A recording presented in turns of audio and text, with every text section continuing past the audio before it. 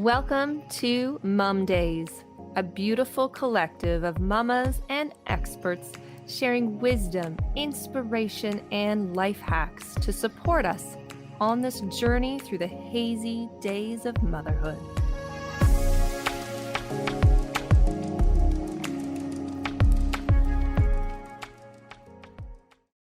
Welcome back to the Mum Days podcast. I'm your host, Holly Lowe, and joining me for our monthly chat on what your mama didn't tell you is my amazing sister, Dawn Calvinisti, coming to us from Guatemala, where she does not have 6 feet of snow, I'm pretty sure.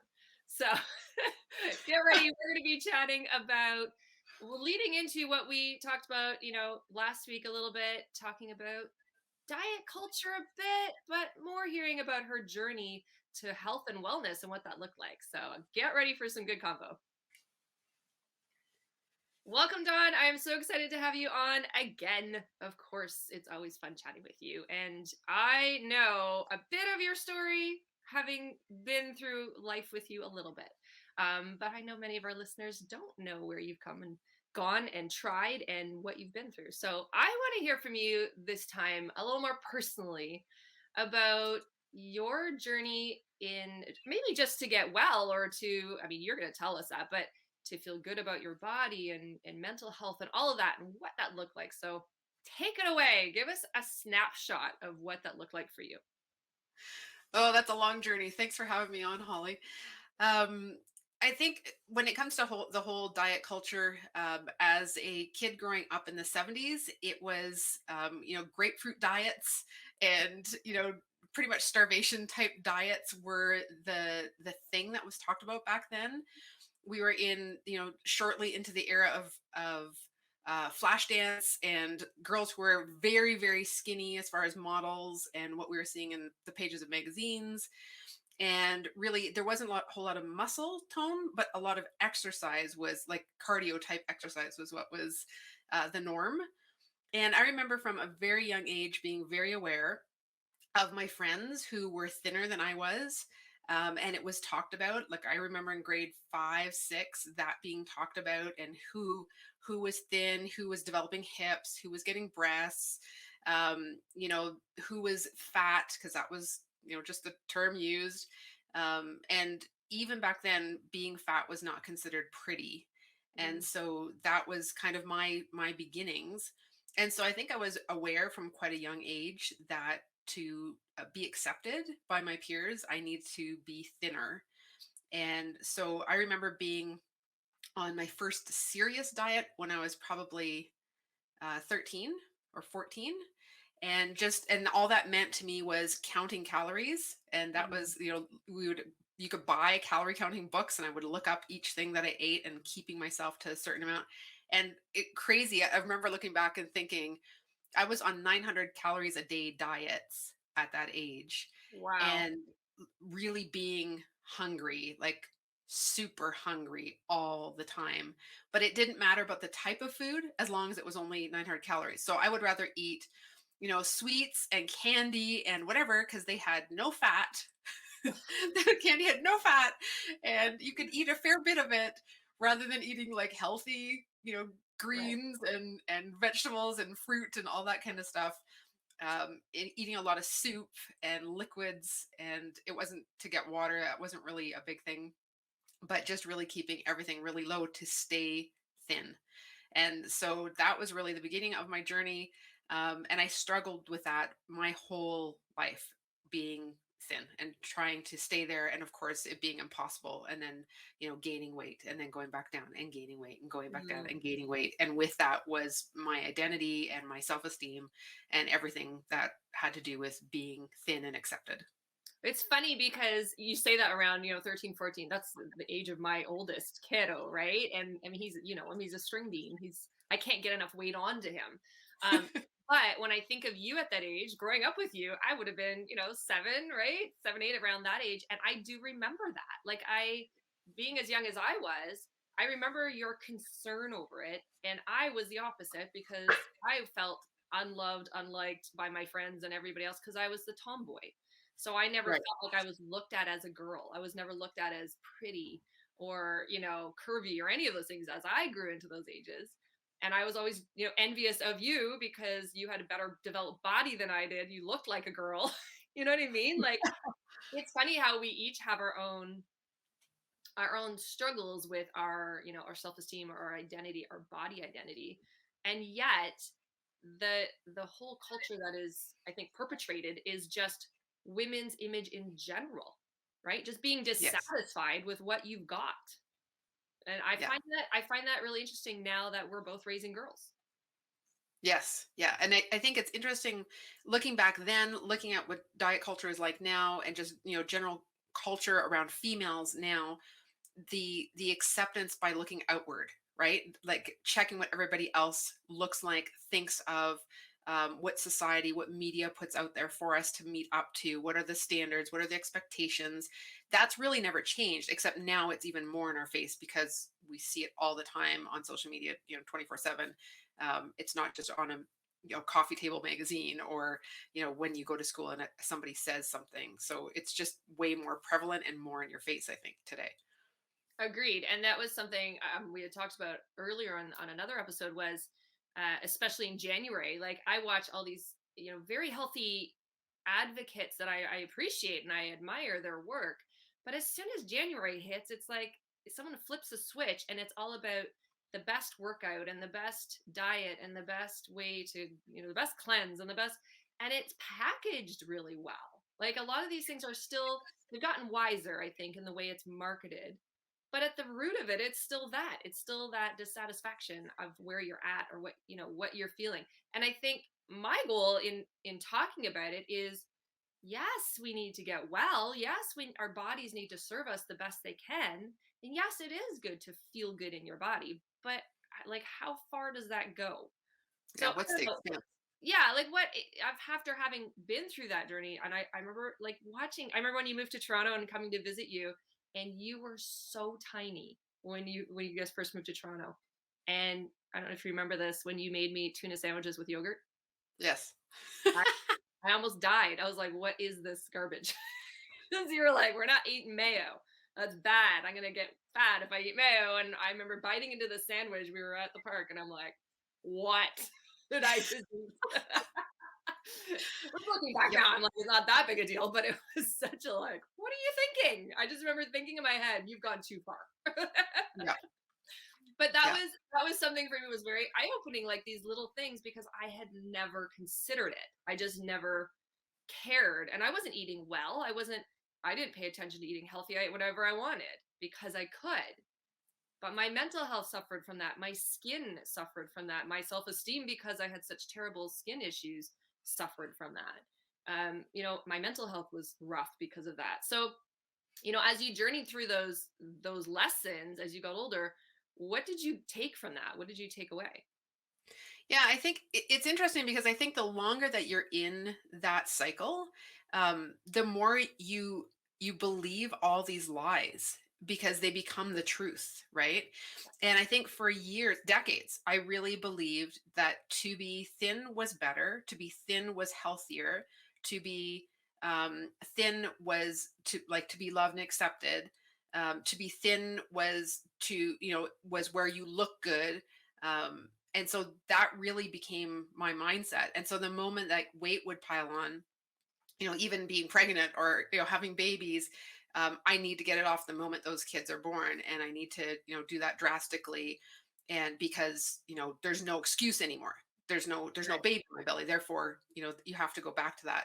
And I think for me too, there's a perfectionism in that, which, has to do with being the oldest child. It has to do with being that type of a personality. But there becomes all these things that continue to perpetrate this belief system that is not true and is not serving, which then created anxiety in not reaching those goals, created lack of self-worth, because if you aren't thin then you're failing, if that's your Right. belief system.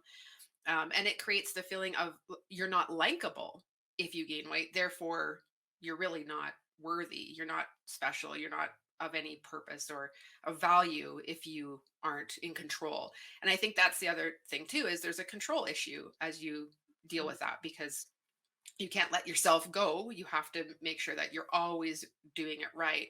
And if you're not, then you're chastising yourself, right? So Mm. just the whole psychological setup that it has creates this incredible grip. And that for me was the hardest thing to get out of, was the grip of that cycle and that belief system. And that takes a lot of work when you really believe that to be true. And so Yeah. watching diet culture today, right? Like you said, in December, I was telling all of my clients, myself included, on your social media when it comes up, you can choose what advertisements come up. So if an advertisement comes up that's telling you get ready for our launch in January of this program, um, you know, to kick all the weight and drop it in 30 days kind of thing, Yeah. opt out of these notifications, because you don't need that to be perpetrated in your head any longer, that you're not good enough unless you meet that ideal. And everybody's ideal is slightly different, right? You have to Yeah. be muscular in this one, you have to be skinny in this one, you have to be working out 6 days a week in this one, you have to eat no carbs in that one, you have to be on keto in that one. So everybody has their own ideal, and you're not good enough unless you're meeting up to their ideal. So you're never going to be good enough because you're never going to meet everybody's ideal.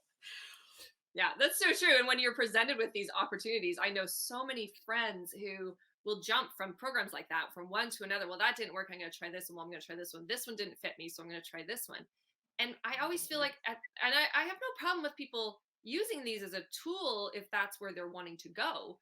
But you have to ask yourself the root, like, where is this desire coming from? I think that's what you're saying is, you know, at the bottom of all of this, is it that I am dealing with anxiety and depression in the first place? Or is this perpetrating mental health issues for me, this cycle?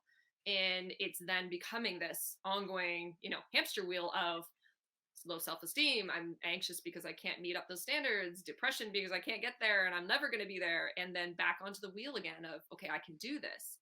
So I feel like there's a time and a place for those programs or for that kind of support if you have goals in that way. But I think we have to be very careful about, I think, our motivation, maybe, if that's the right word.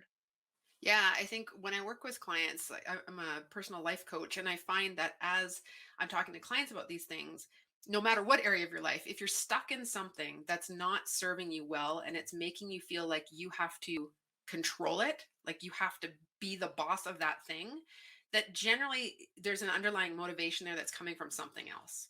So Yeah. it could be something that you learned as a child, it could be something, um, some belief about yourself that you're perpetrating, and feeling like, if I don't have this, then I am not worthy, or I'm not, whatever, right? Fill in the blank. But I think in diet culture as well, it's the same thing. And one of the things that I love now, in a different space and place in my life, is that I think we should all be feeling good in our skin, whatever that feels like to you.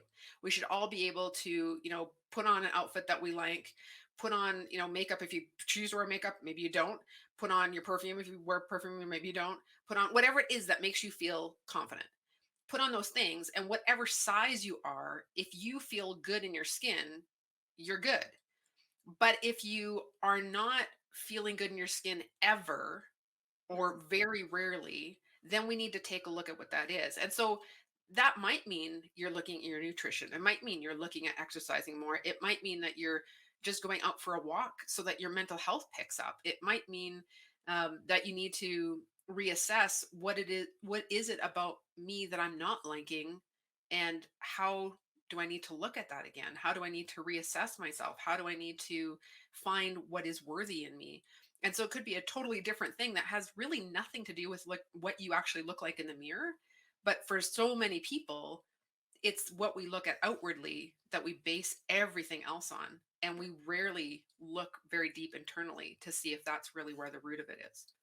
That's so true. And I think that's part of the reason I had the conversation about gut health, because at the end of the day, we just want wellness in our body, right? In our mind, in anything that we're dealing with physically, mentally, emotionally, regardless of your size, your shape, your color, your hair, your skin, it doesn't matter.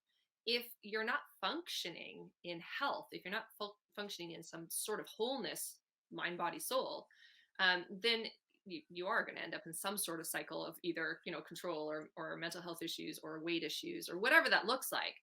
you won't be satisfied. You won't feel good about where you're at or where you want to go. So that again, I feel like it needs to be a conversation more about wholeness than Hmm. it does about diet or about size or about, right, the right image or whatever. So I want to know from you if there was a kind of an aha moment, or if there was a turning point. Maybe it wasn't one specific thing, but where did you see that shift? And we're going to break for 1 second, and then when you're going to come back, you're going to tell us a little bit more about that. Have you ever felt overwhelmed or confused by the world of natural wellness and essential oils? We're here to help.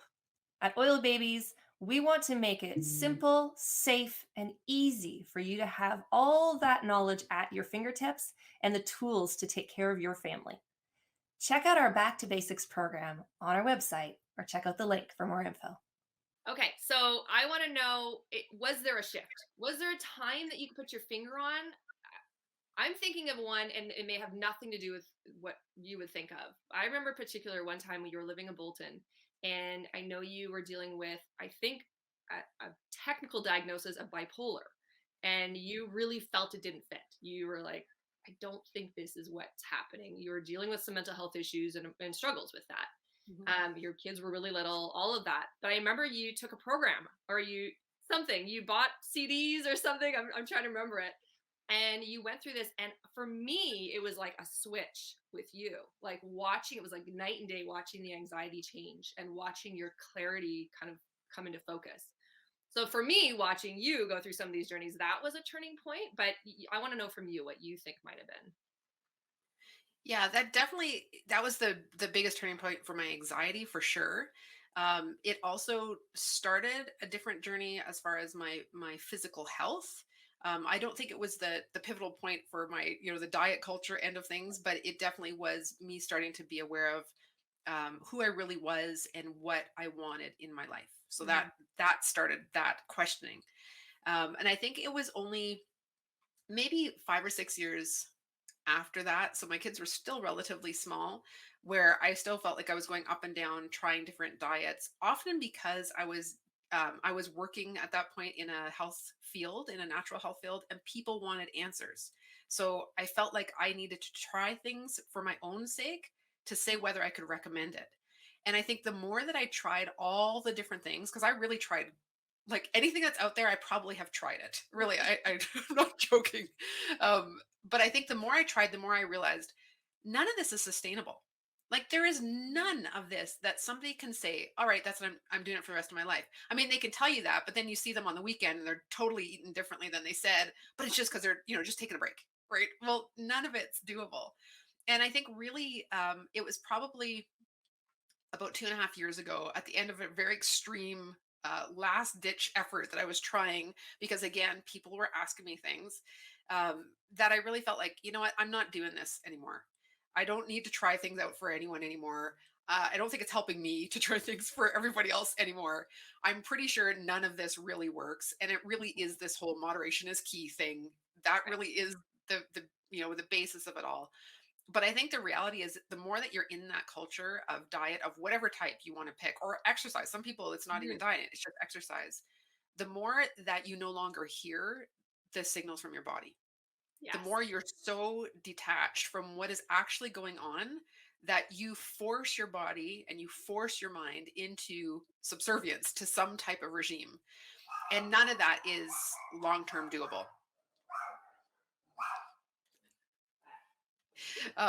You may have very loud dogs in the background now. But I think the thing that has changed for me is going back and starting to eat in a way that is long term survivable by listening every single day. And that took me probably 18 months to even start to get an idea of it. Mm. And it's weird to me to think, how does it take you 18 months to actually be able to hear like I'm hungry or I'm not hungry, I want that food or I don't want that food, I prefer this or I don't prefer this, I took 2 bites and I'm not eating the rest because I don't like it, it's not doing anything for me. To me it's the strangest journey to be able to like push something away on a plate and be like, I don't care if it's good for me, I don't like it. And again, like I think we lose all of that when you have to eat something because it's good for you. You need these many servings. You have to have this many colors. You have to have you know, this much liquid, you have to do all these things, and you have to eat this many hours apart, whatever it is, whatever that thing is that you've been told. The reality is you're no longer listening because you're on something that's restricted in some way to fit with some kind of category. And I think that's the hardest thing, is to deprogram from something you've been living for so long. So for me, that's the freedom now, is actually like eating something because I want it and like it, and it's not forbidden. Right. And therefore I don't have that panic like I should eat the entire bag then because I might not get any more for 5 years, which of course never happens because you always break down again, right? But it's just so different when you're not living in that lifestyle Mm. of lack and and fear and like just that feeling all the time. And so I think that's one of the things that we've really done a disservice, is we no longer are aware of our bodies, and we aren't in so many ways, but especially when we're in diet culture, we definitely aren't aware. Well, and the shame it perpetuates too, that buildup of shame over choices or guilt Yeah. or I shouldn't have, I should have. We stop shooting on ourselves. Yeah. We always say, and I totally get that because I remember the first time I heard the term intermittent fasting, Hmm. and I was like, "What is this? This sounds crazy. What are you talking about? Why would I fast every day?" And somebody explained it to me, and I went, "I've always done that. That's just I'm not hungry until about 11 o'clock or 10 o'clock. I drink water and I maybe have a decaf coffee or a latte or something, and then I'll eat. And then I eat whatever is, substantial enough that I want." But it was funny because it I was the opposite where like ignoring my body, I took on the stress and I took on busyness and wouldn't eat. So I can easily get through a day and end up at 4 o'clock and wonder why I have a headache. I haven't gone to the Right. bathroom and I haven't eaten. Right? Those will be the two things. I haven't peed enough today and I haven't eaten enough today. But that's where I had to tune in, the same as you're saying, to listen to my body and go, hold on, I actually need to feed. I need fuel. I actually need to feed myself, but I'm okay to wait until 10:30. Right. And I'm not choosing it because it's intermittent fasting. That I thought was really funny when I heard the term. 'Cause I'm like, oh, I've been doing that since I was like 20. I don't know. And now my oldest is exactly the same. Zach, he is not interested in breakfast. This morning, we have to get them out to forest school early, and it's a huge struggle between me balancing the mom going, you have a couple of hours. You're not going to get to eat at 10 o'clock. Like, yeah, you'll get a snack maybe, but you're gonna have to wait. And he's a teenage boy, right? So it's that feeling. And then the mom and me also going, don't push something on him that his body is not telling him, right? Yeah. So trying to balance that out as a parent too, and I know you do this with your clients as well in coaching, is trying to balance out that our upbringing and that 70s mentality of, clean your plates, eat what's in front of you, try everything, whatever that looks like, and shifting that to parenting now with our kids having a better understanding. So I find it is a mind game for me often, and with a daughter in there as well, who now is paying attention to how she looks, like conscientiously. But if you've met her, you know her well. She thinks she's fabulous, and I love it. But for me, she is my softer one out of the three kids, right? My boys are little bean poles. Emma's not. She's the softest, strong as an ox, but she is not built like the boys. So I, as a mom, have to bite my tongue sometimes. And it's not that I think Mhm. there's anything wrong with her, but she struggles with gut issues and she struggles with anxiety in her own way. So I'm always watching, like, did I say that wrong? How can I support her the way she chooses her food now as a 10-year-old, So I'm just curious from you as we kind of wind down on this, as a mom, how are you approaching this with your kids now? I mean, you've got a good range too with your kiddos. Yeah. Yeah, it's really interesting. So I have an 18-year-old daughter and I have a 10-year-old daughter, and in between I have a 16-year-old son. And my 18-year-old daughter does YouTube videos, exercise videos. Like this is her job. And she is very conscious of what she eats and how much she exercises. But she also, and thank goodness I did not scar her through all my stuff. She also is very aware that if she wants to eat something and it's not, in the plan kind of idea, I enjoy it. And I'm going to enjoy it and not feel guilty about it. So I love that about her. But at the same time, because there's an image to look a certain way on her videos online, she's also checking herself often in the mirror. And that for me I have a very hard time with Mm. that. Right. So we have had conversations. We've had to have conversations where it's about, listen, you have to remember you are you. You're never going to be somebody else. You're never going to look like some other YouTuber that's doing videos because you're not them. And having her over months starting to realize and be like, you know what? I don't actually like how my arms look. I actually like looking a little muscular. And I enjoy weights. So I'm going to do weights because I actually really like weights. I'm like, well, then do that. I Mhm. know. I don't have to look like someone else. I don't have to be scrawny little arms. No, you can do whatever you want. If you like scrawny little arms, go for it. If you like muscular arms, go for it. Like, do what you want to do Yeah. because at the end of the day, it's your body and you have to like what you look like and who you are. And she loves lifting weights. So great, go for it. Whereas my 10-year-old, she's my TikTok dancer because that's what she pretty much does for 2 hours every night. She is, muscular and she's active and huge energy.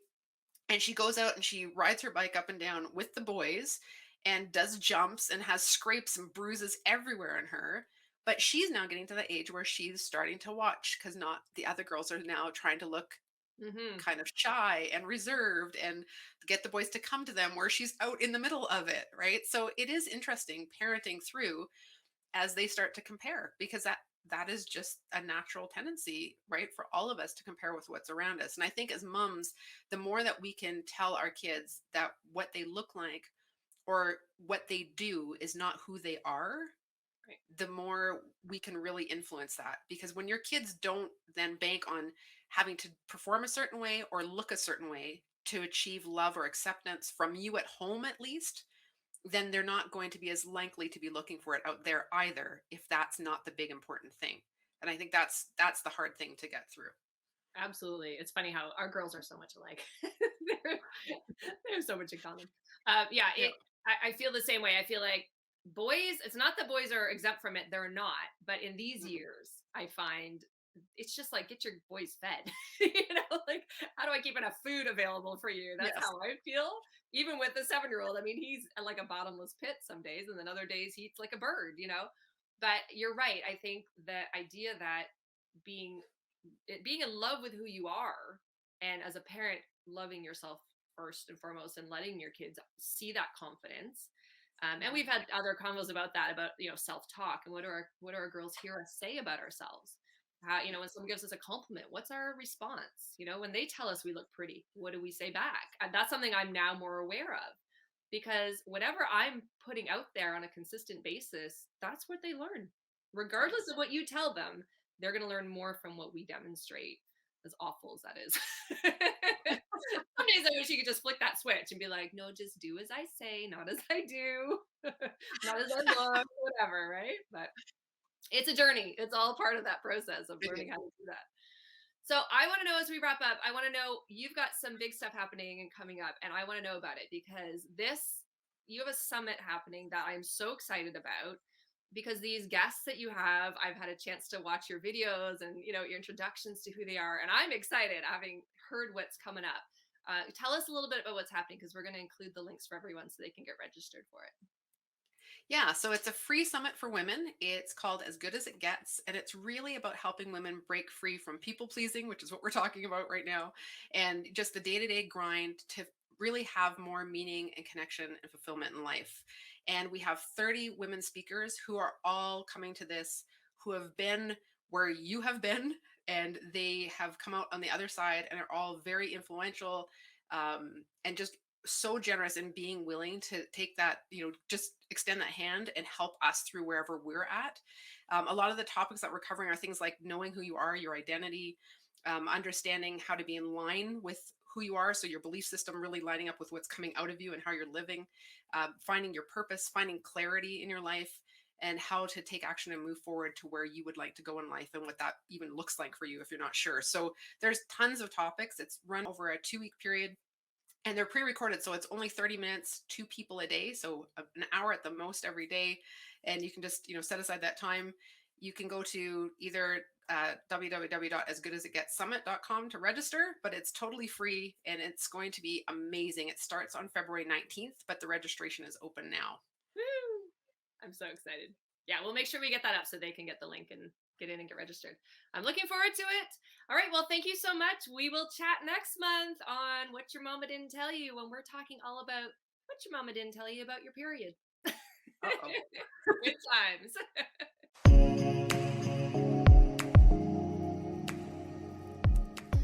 Would you like to learn more? Find me on Instagram and YouTube at Mom Days Podcast.